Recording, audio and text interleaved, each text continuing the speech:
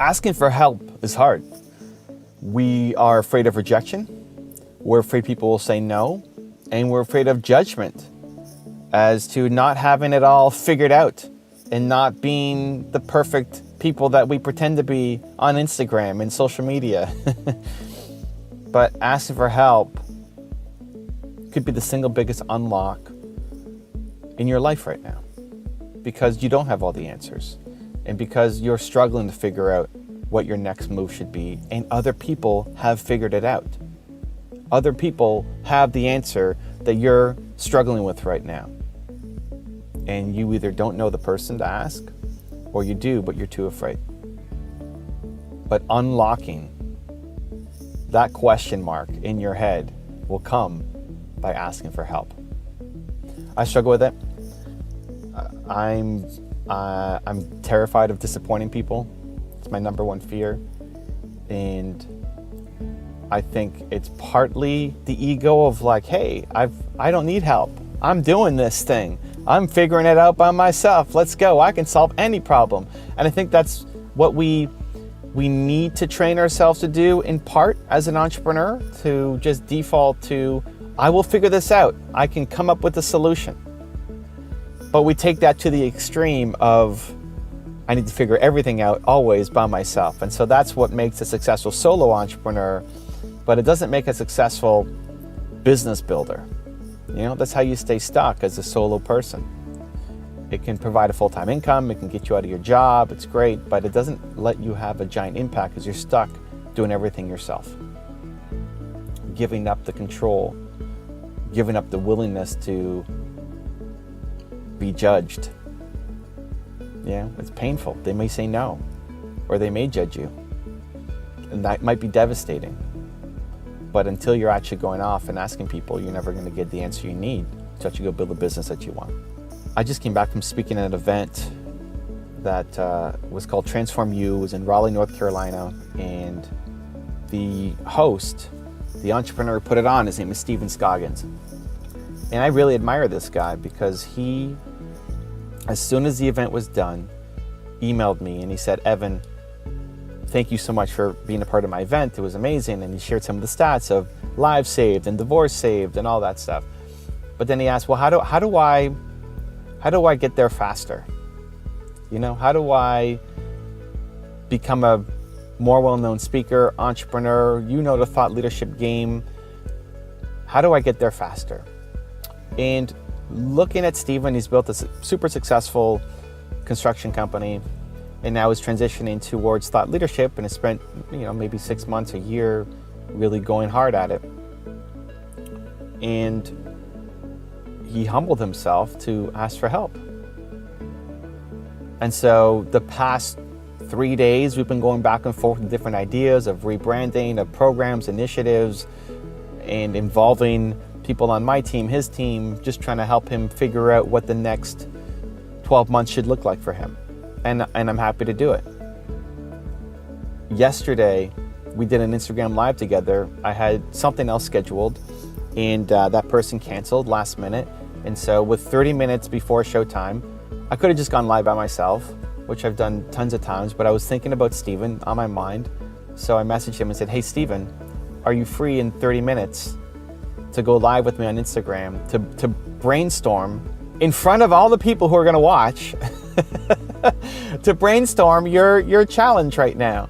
Let's spend some time together doing this, and hopefully in you sharing what you're up to and your mindset and your vulnerability, other people can learn and be inspired as well. And he said yes. And this was 2 days after his event. His throat's burned. He can barely talk. This is supposed to be his week off. He didn't have anything else booked, so he's on his home. It's supposed to be his downtime. And I wouldn't have been offended if he said no, but he said yes. And then normally I spend 25 minutes with people on Instagram Live. We went for an hour brainstorming the next version of where he could take his business. Most people would have been way too afraid to do that. Most people who are in a position like Steven is, who's had a lot of success in a different field, to then humble themselves to ask for help and to do it publicly, I really admire that. I hope that I have the courage to do that too. It's inspiring. I struggle asking for help. I worry for the same two reasons. I worry that people will judge me for not having the answers, and I worry that they'll say no. Especially in the things that are around the area that I'm supposed to be good at. I just launched my Discord server, and it's amazing. We're having such great conversations. If you want to join for free, it's evancarmichael.biz. Come say hi. And I know nothing about Discord, and I don't pretend to know anything about Discord. So I'm asking all the noob questions and getting a lot of help. And it's amazing to learn and be part of it. So if there's something brand new or something totally outside your zone, then it's easier to ask for help. But when it's kind of close to what you're doing, this is where I think most of us struggle. If it's close to what you're doing, if you have your business set up, you've been doing it for a year, you've been doing it for 2 years, you've been doing it for 6 months, you've been doing it, and you've been trying to put out this message of what you're doing, right? That you can help solve people's problems, whether it's a product, service, book, speech, whatever. And then to not have it work. That was my first business. It was a good product. It just wasn't working. I should have asked for more help in my first business upon reflection. I didn't, because we didn't want to look like we didn't know what we were doing, because we had a good product, but something was wrong. Something was wrong. We weren't hitting the market well. We weren't getting adoption we weren't getting customers. It just wasn't working. Until we were too afraid to ask for help.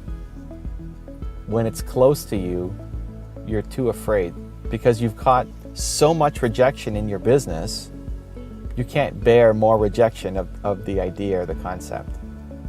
We're so afraid of that extra judgment that then we'd rather not ask for help and struggle in silence. And I think that's what leads to you not hitting your goals. That's what leads to you staying stuck. That's what leads to you staying small. That leads to you staying isolated. Leads to you staying isolated and alone because you're not willing to get out there and ask for help. Somebody's got an answer to your question. Whatever you're struggling with right now, somebody has solved it.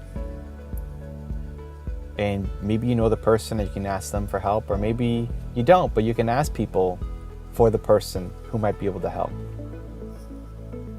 You can ask somebody. It's just the courage to do it. And recognize that if the person says no, it doesn't mean that you suck. It doesn't mean that the idea you've got is terrible. It doesn't mean that you should quit or give up. If anything, it means you need to ask somebody else. Because you don't need to stay stuck. You don't need to stay small. And you definitely don't need to do this all alone. You just have to have the courage to ask for help. If you want another Evan rant video that just might give you the confidence you need, check it out right there next to me. I think you'll enjoy it. Continue to believe, and I'll see you there. The world's biggest problem is that people don't believe in themselves enough. It's not cancer, it's not pollution, it's not the economy, it's a lack of global belief.